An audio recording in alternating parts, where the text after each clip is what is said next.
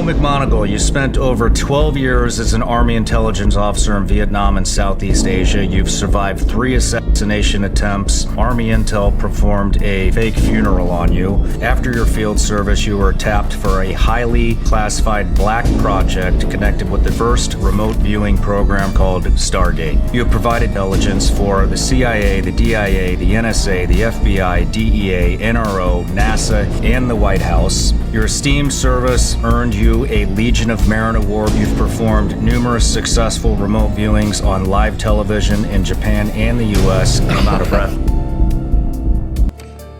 When the first human visits Mars, it will be the biggest scientific breakthrough since landing on the moon. Probably bigger. But what if I told you the CIA and United States military have already been to Mars, but they didn't use spaceships to get there? They used psychics. The Cold War between the United States and Soviet Union involved a lot more than spy planes and secret agents. The two countries have spent billions on some crazy projects, like the CIA's Operation Acoustic Kitty. Okay, I'll bite. What the hell is an acoustic kitty? I'm glad you asked. Acoustic Kitty involved implanting a microphone into a cat's ear canal and a transmitter at the base of its skull. And its job was to listen in on 2 men having a conversation in a park outside a Soviet compound in Washington, D.C. Did the cat hear anything? Just the sound of a taxi horn. Oh boy, do you mean? Yep, it was hit by a car as soon as it was let out of its cage. Ugh, what did that little experiment cost? $20 million. And 1 perfectly good cat. Ouch. And the Russians experimented with using low-frequency radio waves to control the brains of dogs. I didn't know dogs had brains. In 1972, a classified report was circulating in the American intelligence community. The report claimed that the Soviet Union was pouring millions into programs to research ESP, mind reading, and telekinesis, all for the purpose of espionage. And this made the CIA nervous, so they immediately requested funding to develop their own program to train psychic spies. Did they get the funding? Sorry, stupid question. Later that year, the CIA, US Army, and Defense Intelligence Agency set up secret facilities all over the country and recruited people who claimed to have ESP. And researchers were specifically interested in people who were skilled in remote viewing. Which is? Exactly what it sounds like. A psychic in one location describes what they see in another location. And they actually found people who could do this? Well, in 1976, a Russian bomber went down in the Congo. And the details of the crash were sent to CIA psychic researchers operating out of Patterson Air Base in Ohio. There, a psychic named Rosemary Smith drew maps of the Congo and pointed to a specific place where she claimed the plane was. So, a paramilitary unit was dispatched to that location. They found the plane? They found the plane. Whoa! The CIA was convinced they were onto something. So the various psychic projects going on around the country, and there were quite a few of them, were all consolidated to Fort Meade in Maryland. This became known as Project Stargate, and Project Stargate ran for years. It was finally shut down in 1995 after Nightline reported about it. But in those 23 years, CIA remote viewers were used in all kinds of operations, and they delivered results. Remote viewers drew renderings of secret Soviet bases. They located hostages of the Red Brigade in Italy and victims of the Israeli hostage crisis. They saw locations of Scud missiles during the first Gulf War, and a remote viewer even saw the eventual attack of the World Trade Center, though his warning was ignored. In 1989, a remote viewer named Angela Ford was asked to help track a former customs agent who was on the run, and she told researchers she was able to see him in Lowell, Wyoming. Was he in Lowell? Well, there's actually no such place as Lowell, Wyoming. Oh. But there is a Lovell, Wyoming, which is only 1 letter off. And he was there? He was there. You're blowing my mind. So researchers began to wonder, if we can use remote viewing to see places here on Earth, can we use remote viewing to visit other planets? Can we? Well, that brings us to the story of Joe McMoneagle, who, if you believe him, is the first person to ever visit Mars. And the first person to ever travel back in time. Joe McMoneagle was a U.S. Army intelligence officer who served in Vietnam. In 1970, he was seriously injured in a helicopter accident and almost died. And when he recovered, he realized he had psychic powers and began working for Project Stargate as a psychic spy. Now, between 1978 and 1984, McMoneagle was involved in 450 separate CIA missions.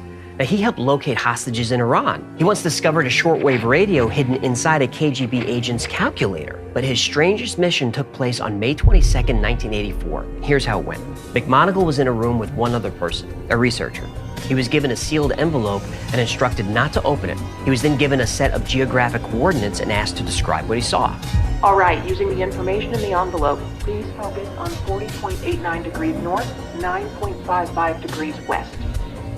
I want to say it looks like, I don't know. It sort of looks like pyramids. It's very high. Okay. I'm seeing... It's like a perception of a shadow. Very, very tall, thin. It's only shadow. It's as if they were there and they're not there anymore. Go back to a period of time where they are there. It's like I get a lot of static on the line and everything. It's breaking up all the time. It's very fragmentary pieces. Just report the data. Don't try to put things together. Just report the raw data. I just keep seeing very large people. They appear thin and tall, but they're very large. Wearing some kind of strange clothes. He's then directed to explore other sets of coordinates, still with no other information.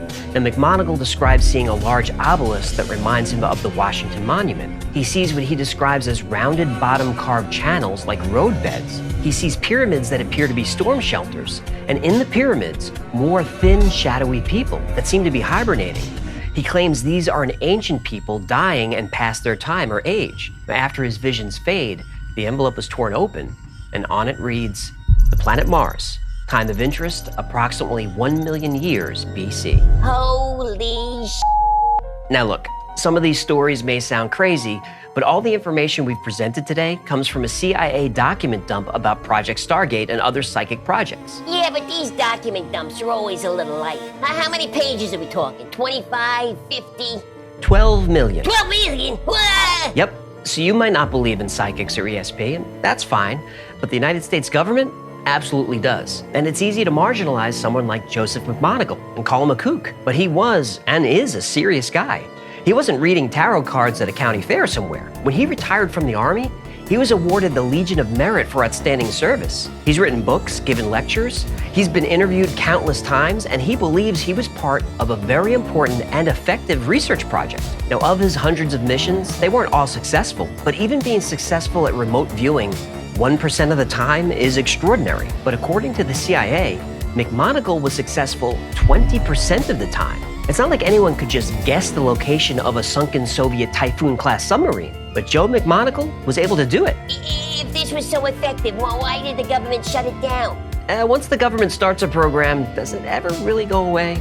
Nope. Project Stargate was shut down in the 90s, but that was by no means the end of government research into ESP.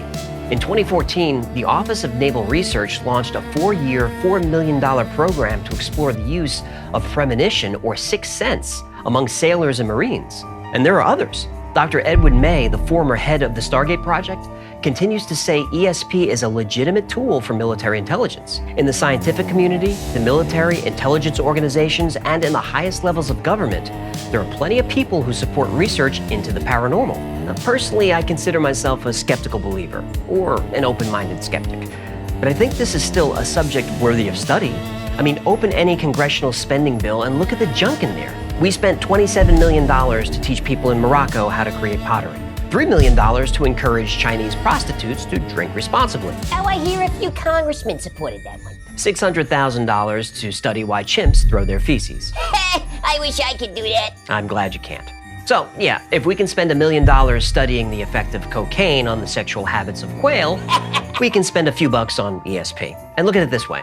As long as there's a CIA, and as long as there's a United States Congress, this channel will have plenty of material. Are there any studies about the effect of vodka on goldfish sex? I don't think so. Well, let's start researching, baby! Thank you so much for hanging out with me today. My name is AJ, that's Hecklefish. This has been the Y-Files. If you had fun or learned anything, do me a favor and like, subscribe, comment, and share. Defeating the YouTube algorithm is harder than locating the ancient civilization on Mars, but together, we can do it. Until next time, be safe, be kind, and know that you are appreciated.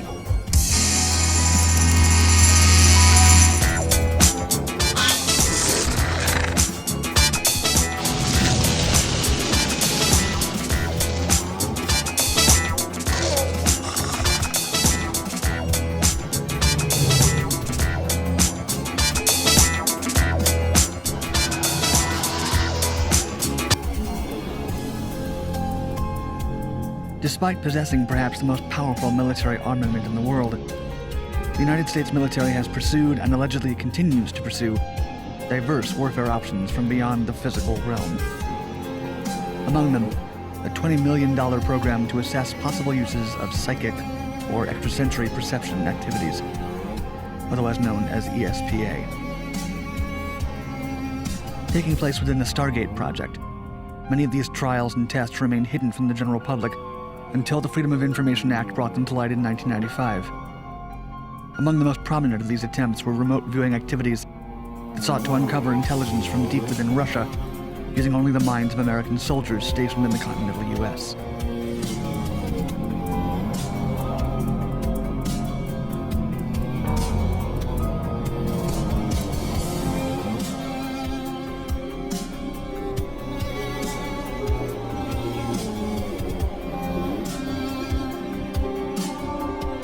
The idea to integrate extrasensory espionage and psychic warfare techniques into the Army was not a uniquely American project. In fact, the start of this practice may have been traced back to Germany during World War II, when the scientific organization Ahnenerbe, led by Heinrich Himmler, devoted an entire branch to study supernatural phenomena. This secret program was uncovered by the United States during a raid of his property in 1945. It mostly consisted of a collection of magical artifacts collected from conquered nations and peoples, as well as unusual discoveries from archaeological expeditions from around the world.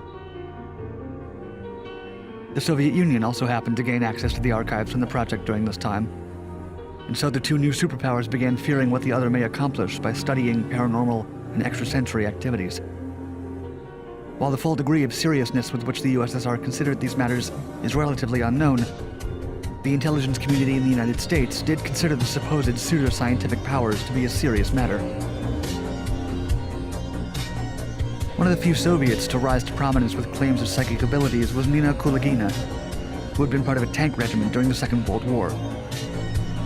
She was studied by Soviet scientists after allegedly being able to move objects with her mind. The most alarming reports came from a 1970s laboratory experiment where she supposedly manipulated a frog with her mind, eventually stopping its heart. Many accused her of fraud, and when skeptics reviewed footage of her powers of manipulation, they suggested she was simply relying on tricks. One of the earlier examples of extrasensory activities from the US military took place during the Vietnam War, when some troops took witching rods in an attempt to divine the locations of Viet Cong tunnels. Since the mission was of high priority, and morale was low, the military found it acceptable to integrate this unusual technique for the search.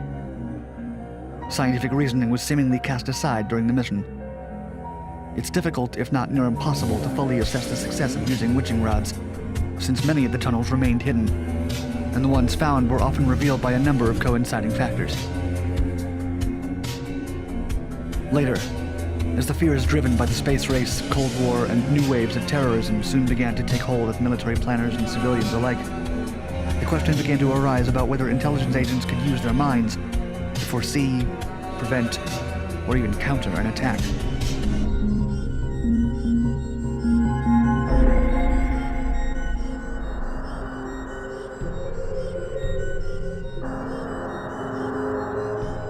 In the late 1970s and 80s, the majority of the extrasensory projects that the CIA and Department of Defense delved into sought to test and apply remote viewing, or RV.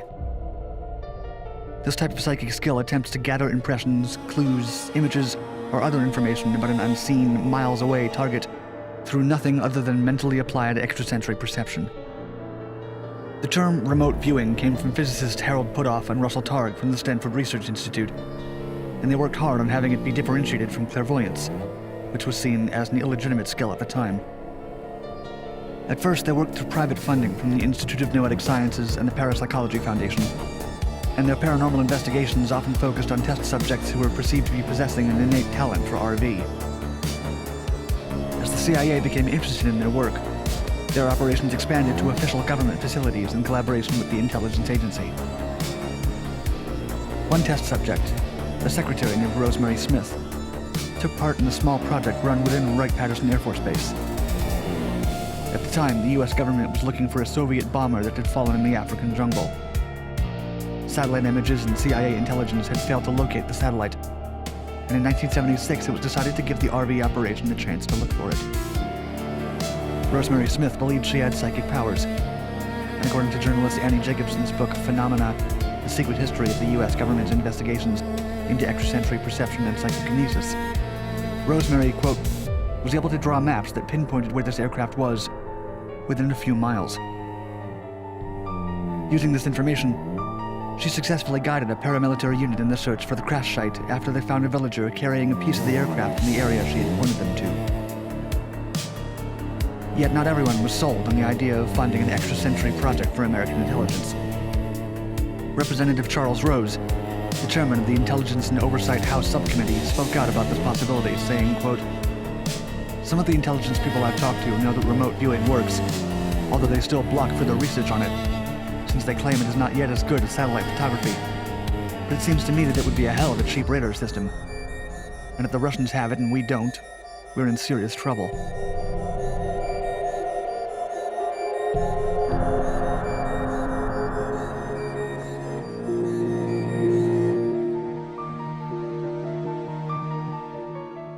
Following the logic of the congressman, an official extrasensory perception activity operation was launched in October of 1978 on the orders of Major General Edmund Thompson, who genuinely believed in the prospect of the undertaking. Of it, he said, quote, "I never liked to get into debates with skeptics, because if you didn't believe that remote viewing was real, you hadn't done your homework." The project was overseen by Lieutenant Frederick Holmes Atwater, a self-reported psychic headhunter, until 1987, with the understanding that it would be an inexpensive and passive undertaking. The program, codenamed Grill Flame, was carried out at Fort Meade in Maryland. It was run with support from Major General Albert Stubblebine III, who was eventually in full control of the project. Major General Stubblebine strongly believed in the promise of what remote viewing could deliver to the intelligence community. It's thought that it was only because of him that the project survived, since skepticism existed within the military as it transitioned the project out of the budget to make it only a Defense Intelligence Agency endeavor. As stated in a declassified summary released by the CIA from 1981, quote, "Grill Flame is an Army and DIA jointly financed effort to study novel intelligence collection techniques that will help to identify the capabilities and vulnerabilities associated with paranormal phenomenon having military applications."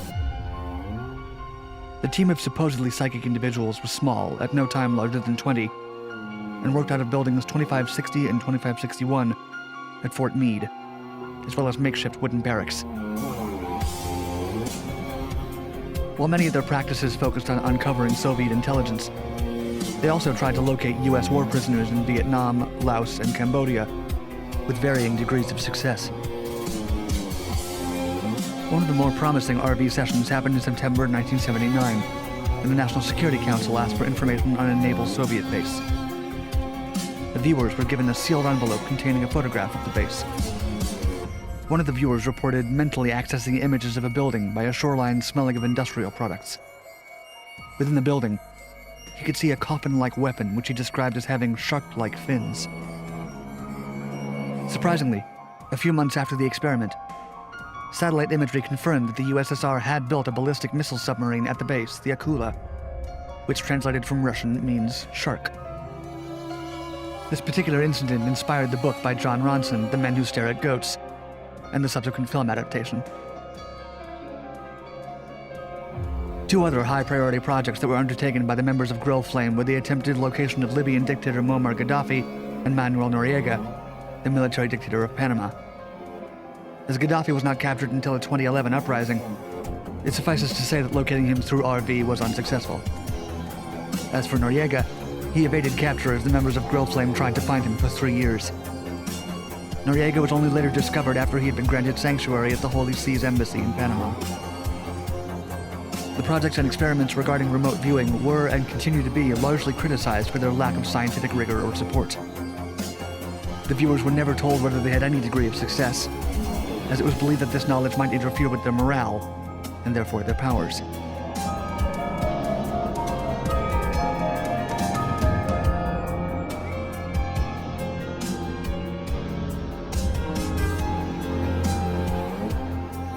Throughout its years of activities, the U.S. Extrasensory Project went through several different code names: Scan 8, Grill Flame, Gondola Wish, Center Lane, and Sunstreak, and all of them were later housed under the name Project Stargate.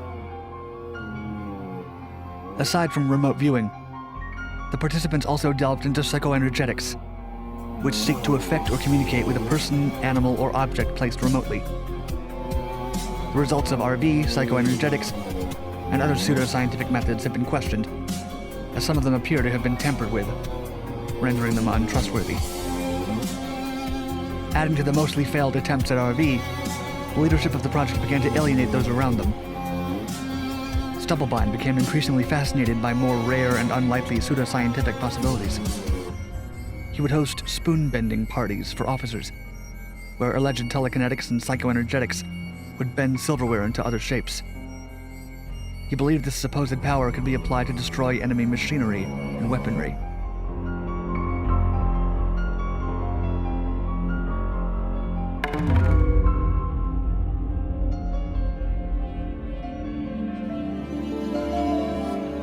The Stargate project was terminated in 1995, when the CIA released a report confirming and concluding that no applicable use had been found from these practices for intelligence operations.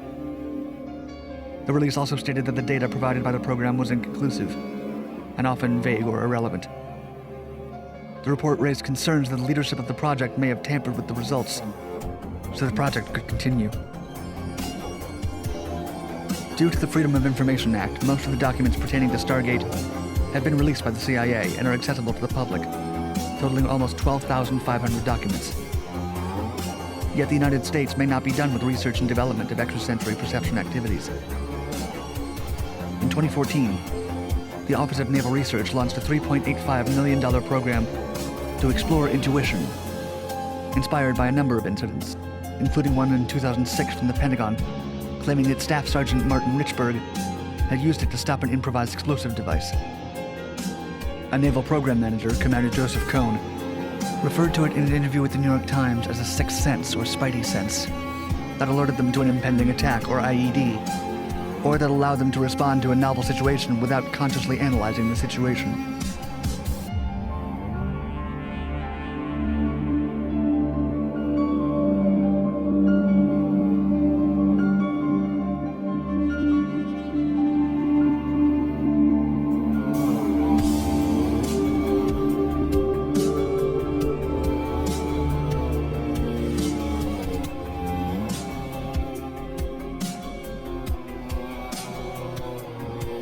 Picture this.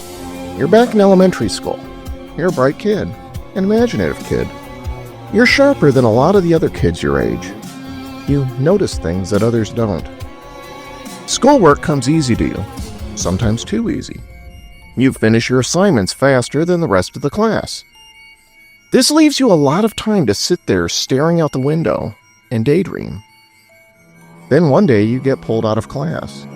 You're taken to a windowless room that you've never seen before. They give you puzzles to solve. They ask you strange questions. They make you wear headphones and play strange sounds in your ears. They give you a cup containing an unknown pink liquid and tell you to drink it. While all this is going on, a stranger in a suit sits in a corner, observing you and taking notes. Everything about this makes you feel uncomfortable, but you do what you're told, because you're a child. And these are grown-ups, and they keep telling you how special you are. What's especially strange about this experience is that by the time you reach adulthood, you barely remember any of this. It's all just one big blank. That is until one day when it finally starts to come back to you, bit by bit. If any of this sounds familiar to you, then you are likely part of the GATE program. GATE stands for Gifted and Talented Education. And if the rumors are to be believed, This wasn't just some innocent program to encourage young minds. It was actually part of a top-secret government experiment.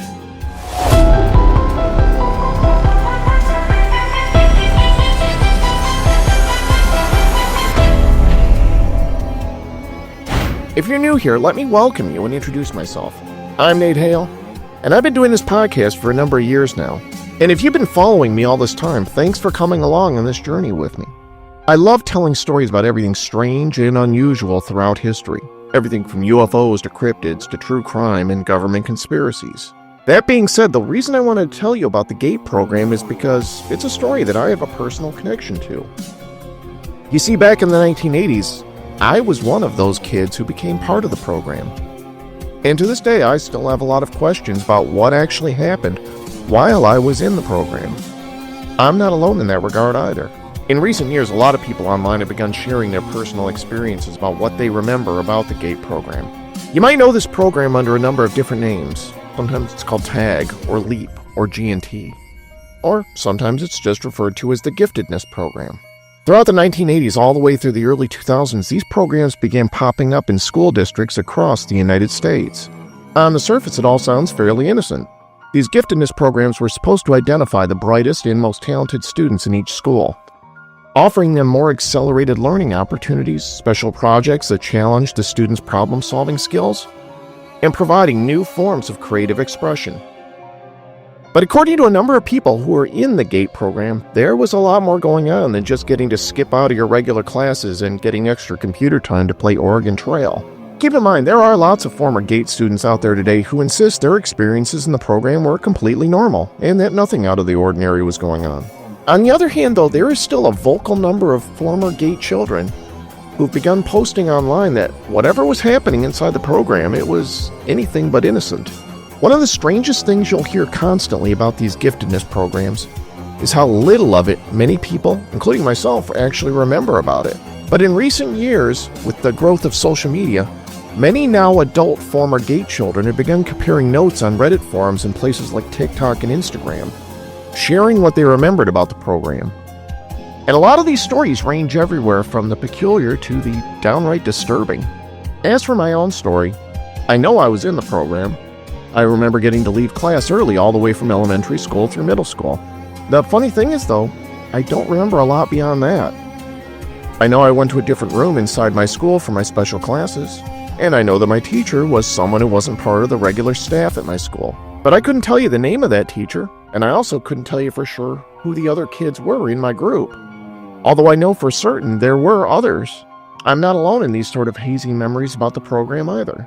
For a program that was spread out in school districts all across the United States, there are a lot of commonalities you'll hear from former GATE students.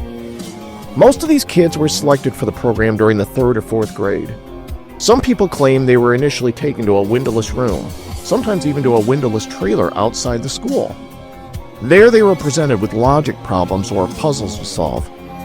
Other people describe being asked questions that seemed completely nonsensical. Things like, how many hairs are there? Or, what color is sound? The instructors were almost always complete strangers. Some people also described these adults acting oddly hostile if you gave them an answer they didn't like. Other former GATE kids said they were given Rorschach tests. These are the sort of inkblot tests you see in psychiatrist offices. Or even stranger still, some people report being tested with Zener cards. These are a specially designed deck of cards that are used to test extrasensory perception. What happens during this sort of testing is that the tester asks you what the next card will be just by thinking about it. Which of course begs the question, if this is true, why the heck were they testing elementary school kids for ESP? Then there's the pink drink.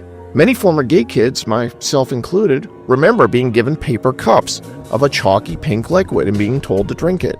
Some people say this was nothing more than a fluoride rinse you were told to swish around in your mouth and spit out. Others say that after they drank the liquid, something a lot more disturbing happened though. Some people claim they would wake up later back in class like they never left and with no memory of how they got there. Then there was the hearing test. One of the most common stories that gets told by former GATE kids is that they were made to wear big padded headphones and that they were given what they were told was a hearing test. This is the first step along your path to a gateway beyond which is discovery, your own discovery of reality, only this wasn't like any normal hearing test you'd get from the school nurse. People who remember these tests recall hearing unusual high-pitched chirping sounds and odd tones in each ear, followed by a man's voice giving them instructions. A number of people online believe they know what these hearing tests really were. And if true, it might provide the first major clue as to what was really going on inside the GATE program. A lot of people think these hearing tests were actually what are known as the Gateway experience. That name alone might provide some hint that there may be a connection to the GATE program, although officially the fact that these two programs share the word GATE is just a coincidence. So what is the Gateway experience? According to a declassified CIA report from 1983, the Gateway experience was a secret program to expand human consciousness and to develop mental abilities. The Gateway process was created by a former radio executive named Robert Monroe. Beginning in the 1950s, he began experimenting with certain audio tones that he believed could produce different effects on the human body. Everything from enhanced learning to hypnotic states and out-of-body experiences. Pretty soon, Monroe's work caught the attention of the CIA, which had already been experimenting with the human mind for the previous couple decades. This started in the 1950s with their now infamous experiments into mind control that we know as MK-Ultra. MK-Ultra was officially dismantled in 1973. But that wasn't the end of the government's experiments into the human mind. One of the offshoots of MK-Ultra was Project Stargate. This was another series of covert experiments that went through a series of different names, including Grill Flame and Sunstreak. You might know it from the book or movie The Men Who Stare at Goats. This was an experiment into remote viewing and other psychic abilities that came about after U.S. intelligence sources learned that the Soviet Union was developing their own psychic spy program. One of the many avenues that was explored in the Stargate program were ways to expand human consciousness. And one of the ways this was attempted was through Robert Monroe's binaural sounds. Now keep in mind, we don't know that the Gateway tapes were what were being used on children inside the Gifted program. But a number of now-grown students who underwent those audio tests have claimed that when they listen to the Gateway tapes, it causes a visceral reaction, usually feelings of fear and anxiety. This is the Hemisync demonstration exercise. It is designed to acquaint you with the Hemisync process so that you have a better understanding of the effects of its use and the potentials of its applications in the area of your particular interest. First of all, set the volume in your headphones so that you hear my voice very softly, just enough to understand my words and no more. Now relax a moment as you listen to the sound of ocean surf, the sound of natural power, a symbol we use to depict the natural power of Hemisync. I'll return with you in a few moments.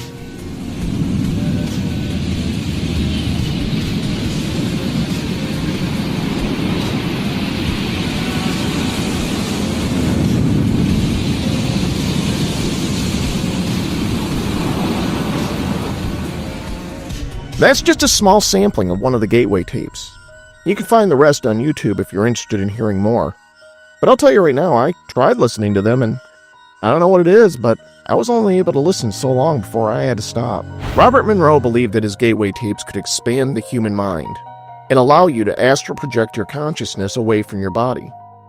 During the 1970s and 80s, the U.S. Army sent personnel to the Monroe Institute to train themselves to have out-of-body experiences. Now, the official line goes that the Stargate program was ended in 1995 after it never produced any useful intelligence. But that's not entirely true. There were a few very promising psychics who came out of the Stargate program, people like Ingo Swann and Joe McMoneagle, who performed some startlingly accurate feats of remote viewing that were documented and verified as real. If you want to hear more about the Stargate program, leave me a comment below and maybe I'll do another video about it. Seriously, you want to hear about how the psychics discovered alien bases on the moon and life on Mars. So if the CIA and the US Army was willing to train troops in astral projection and remote viewing, the question is, was it possible they would attempt to develop psychic abilities in school children? That's one of the leading theories about what was really going on inside the GATE program. The CIA's declassified report on Robert Monroe's Gateway program details many of the methods that were used to expand human consciousness, including hypnosis, transcendental meditation, and biofeedback. But would they have actually attempted to perform such experiments on unsuspecting children?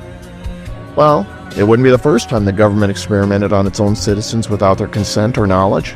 If you trace the timeline backwards, you can see where this all starts with MKUltra. These were a series of covert experiments conducted in university labs and hospitals throughout North America. Many of these experiments into mind control were conducted on unsuspecting participants who were dosed with a variety of hallucinogenic drugs. There are even reports of some mental hospital patients who basically had their entire memories and personalities wiped clean and had to relearn how to speak and feed themselves. But in 1973, once news of these experiments were being reported in the New York Times, then CIA Director Richard Helms ordered all records of MKUltra be destroyed. It was only by accident that a number of records managed to survive. Although officially the MKUltra program was shut down in 1973, we know for a fact that many offshoot programs like Project Stargate lived on. The one thing we don't have, though, is any concrete evidence that the program evolved into the Gate program. Okay, so let's play devil's advocate for a minute. Suppose the pink drink that so many people remember ingesting wasn't some brainwashing drug, but rather it was something entirely innocent. Some people think it may have simply been Pepto-Bismol, which is a pink chalky liquid, and a lot of school nurses probably would have stocked up on it to help soothe some upset tummies. Others think people are having false memories about a simple fluoride rinse, the same sort of rinse you're given at the dentist. All the puzzles the Gate students were given could have simply been logic problems to challenge young minds. The hearing test could have been exactly that, a hearing test and nothing more. All of it could be exactly what it seems. But then why do so many people think there was something more sinister going on? Some of the stories you'll hear from former Gate kids are downright bizarre. One Reddit user posted on a thread claiming that he and his fellow Gate kids were taken to a museum and left alone all night without adult supervision inside the mummy exhibit. Other individuals claimed that after they'd leave school they could close their eyes and they would see strange, colorful fractal patterns. One further thing you'll hear among some former Gate students is that there were actually two different groups of kids. There were the ones who were selected for Gate testing, and the ones who were selected from that group who tested especially high in certain aptitudes. These kids were singled out and were groomed throughout their lives for political positions or other high-powered jobs in the business world, while some kids who didn't make the cut into the elite group have claimed that it almost feels like for the remainder of their lives, forces have conspired to keep them as beaten down as possible. There's even one related, even darker theory that goes that the pink drink really was actually a highly concentrated dose of fluoride, which in strong enough dosages is believed can inhibit some higher brain functions. This theory being that the fluoride was being used to inhibit children's IQs, or even their latent psychic abilities. In other words, to basically prevent them from excelling later in life. There are even some former Gate kids you'll find online who believe that they are still being monitored to this day, well into adulthood. Some former Gate kids claim that they've noticed that they seem to get unusually lenient treatment when they get pulled over for traffic stops, or have other interactions with law enforcement. It's almost as if there's something in their record that directs police to let them off easy. There is one alternate theory that puts aside all the psychic training stuff, which suggests that the courses the Gate children were taught were actually early training to help develop the next generation of code breakers for the NSA, which, considering some of the worksheets some online users have posted featuring translating Russian and other codes kids were asked to solve, this would almost make sense. Except then you have to wonder, well, where are all these NSA jobs? Now, if you really want to go down the rabbit hole, there's yet another theory that suggests the real reason for all the training into developing psychic abilities wasn't just to train psychic spies for remote viewing, but rather to create powerful telepaths who were able to communicate with aliens. This theory suggests that aliens are becoming to Earth and working with the US government. But since they only communicate telepathically, the government needed to train a new generation of psychics to work with them. I know, it all sounds crazy. But it gets even weirder still. Many former Gate kids say they share a common forehead scar that they can't explain. Others say many Gate kids all share the same pronounced occipital bun in the back of their skulls. A number of others all say they nearly drowned in childhood or had some other near-death experience. There's a lot more than that, but you get the idea. Now, to me, a lot of these things sound like some people are reaching for connections that aren't really there. This is natural, though. Human beings are hardwired to attempt to make connections between different things to bring chaos from disorder. I don't have a forehead scar, and as far as I know, the bump on the back of my skull is just a normal bump. I don't recall having a near-drowning experience when I was little, And it would seem to me that the number of children who shared a near-drowning experience and fit all these other criteria would have to be fairly low. At the same time, I should point out that I really did have a near-death experience when I was hospitalized with an illness when I was 7. Does it mean anything in the grand scheme of things? I remain skeptical, but open-minded. Oh, and then there's Mall World. There's a whole subset of Reddit users and TikTok accounts dedicated to people who claim that they were all in the gifted program, who share the same lucid dream about visiting what they call Mall World. That name is a little misleading because allegedly Mall World is one massive complex that involves schools, hospitals, theaters, and more. But the one thing everyone claims is that they are all having the same dream about the same place. Some people even claim that they have met and communicated with other people in this dreamscape. Then they've gone on to meet that person in real life. Mall World is another subject worthy of its own episode, so drop me a comment below if you'd like to hear more. Or let me know if you've ever visited Mall World in your dreams. I'd love to hear about it. Now, one thing to keep in mind when considering all these stories about the GATE program is that false memories are a real thing. One possible reason a lot of us can't remember what happened to us in the GATE program can also simply be attributed to it all happening a long time ago when we were just kids. Let's face it, school can be boring. Boring enough that you forget things. It doesn't necessarily mean that we were all drugged into forgetting, it's just time marching on. The human mind is also very suggestible when it comes to creating false memories. This is a big problem in court cases involving eyewitness testimony. If you hear one person say, "Hey, do you remember getting tested with Zener cards when you were a kid?" then part of your brain might instantly say, "Oh yeah, I remember that too." Pretty soon this game of telephone keeps spreading and suddenly a lot of people remember it that way. On top of all that, with so many gaps in our collective memories, it's natural to want to fill in the blanks. This is also how a lot of conspiracy theories start. The problem is, without any official reports or corroborating evidence, it's impossible to prove one way or the other. We do have actual CIA declassified reports that describe MKUltra, Project Stargate, and the Gateway process, but there have never been any official records tying any of these experiments to the GATE program. At the same time, the lack of evidence doesn't necessarily mean there's nothing there either. We wouldn't know anything about MKUltra either if someone hadn't messed up and forgotten to destroy a batch of records kept in a government warehouse. But what do you think? Were you in the GATE program when you were little? Let me hear your personal stories by commenting below. I really want to hear more. And let me know if you want me to do more videos on this topic. Thanks again. Imagine a man sitting alone in a pitch-black, soundproof room in California. It is the height of the Cold War. A government handler walks in and hands him a sealed envelope.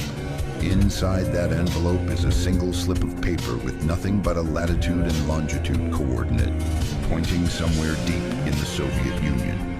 The man closes his eyes. He enters a deep, hypnotic trance. Within minutes, his hand begins to move. He meticulously sketches a massive, top-secret Russian submarine base. He draws the cranes, the buildings, and the exact placement of the nuclear silos. It is a base so perfectly hidden that no American satellite has ever been able to photograph it. When the CIA verified the drawing, they were terrified, because the man in the room wasn't a spy. He was an everyday civilian. He had never left California, but the United States government knew that his mind had just traveled 6,000 miles in an instant. This was Project Stargate, the CIA's $20 million program to achieve one terrifying, impossible goal.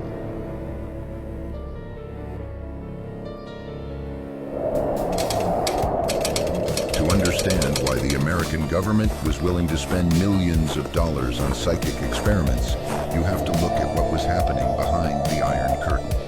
In the early 1970s, the CIA intercepted a series of terrifying intelligence reports.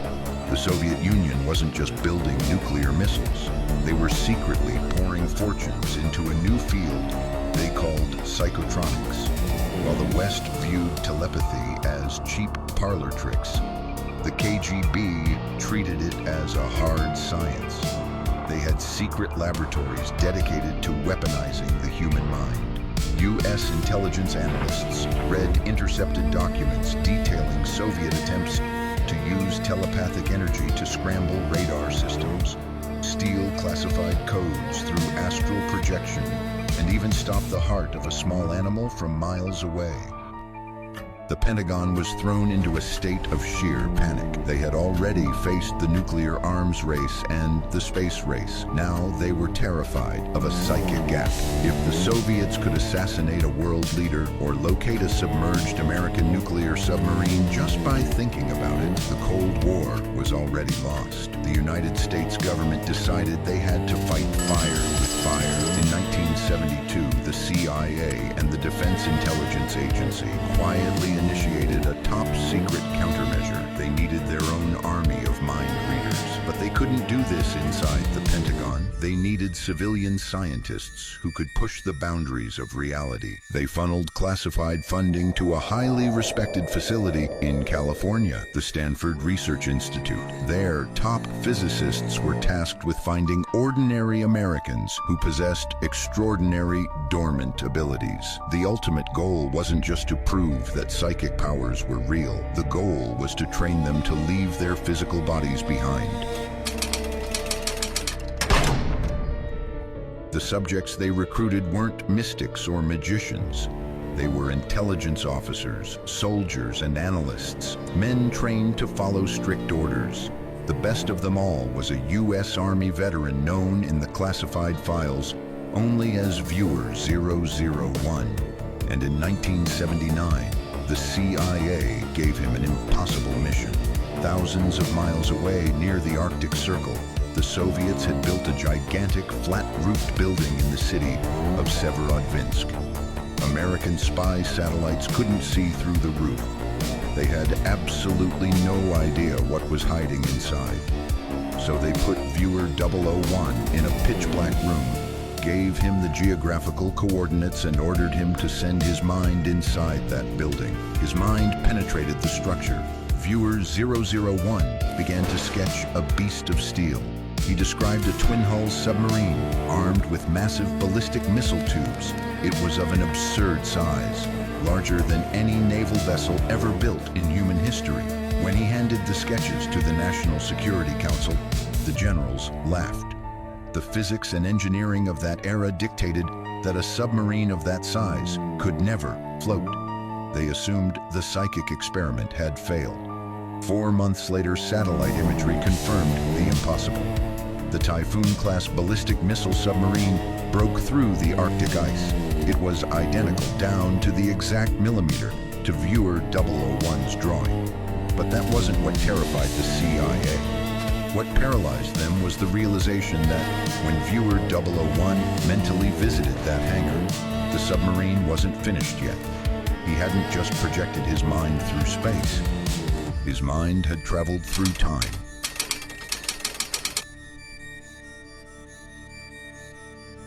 The project's success on Earth pushed the CIA to test the absolute limits of human consciousness. In 1973, years before NASA's probes reached the outer solar system, they ordered a remote viewer named Ingo Swann to project his mind to Jupiter. Swann confidently reported that the gas giant had rings. Astrophysicists laughed. 6 years later, the Voyager 1 space probe proved him absolutely right. The program wasn't just a fringe experiment. It reached the highest levels of the government. Former President Jimmy Carter publicly admitted that when a Soviet bomber carrying classified codes crashed in Africa, U.S. spy planes couldn't locate it. A Stargate viewer was brought in. He closed his eyes and gave them the exact latitude and longitude. They found the plane immediately. But in 1995, the CIA took full control of the program and abruptly shut it down. They declassified over 73,000 pages of top-secret documents and released a final clinical statement. Remote viewing failed to produce actionable intelligence. According to the government, the psychic arms race was nothing but a 20-year, $20 million failure. But intelligence agencies do not spend 2 decades and millions of dollars on cheap parlor tricks. You don't employ civilians to locate nuclear submarines unless the science works. The declassified files prove that Project Stargate was real. The only terrifying question left to ask is, did they actually shut it down, or did it just go completely dark? To understand why the CIA would hide the program, you have to look at how they were doing it. The secret wasn't magic, it was pure neurology. In 2003, a heavily redacted CIA report called the Gateway Process was quietly declassified. It revealed that the military partnered with the Monroe Institute to use audio frequencies to physically alter the brain. By playing specific offset tones into each ear, they forced the left and right hemispheres of the brain to synchronize. They called it hemisync. Once the brain hemispheres were perfectly synchronized, the CIA discovered that human consciousness could literally detach from the physical body. The military's own physicists concluded that the universe is a complex hologram, and that human consciousness, operating at certain frequencies, could bypass the limitations of space-time entirely. For decades, one crucial page of this report, page 25, was missing. When it finally surfaced, it described the ultimate destination of the remote viewers, the absolute, a state of infinite energy outside of our physical reality. Officially, the United States government abandoned psychic espionage in 1995. But modern intelligence whistleblowers tell a much darker story. They claim Project Stargate never ended. It was simply deemed too powerful to leave on the books. The program was buried deep within special access programs, black budget operations completely hidden from the public and from Congress. If the CIA was able to train soldiers to leave their bodies, travel through time, and read classified documents inside Soviet bunkers using nothing but 1970s tape recorders, what exactly do you think they are doing with the technology they have today?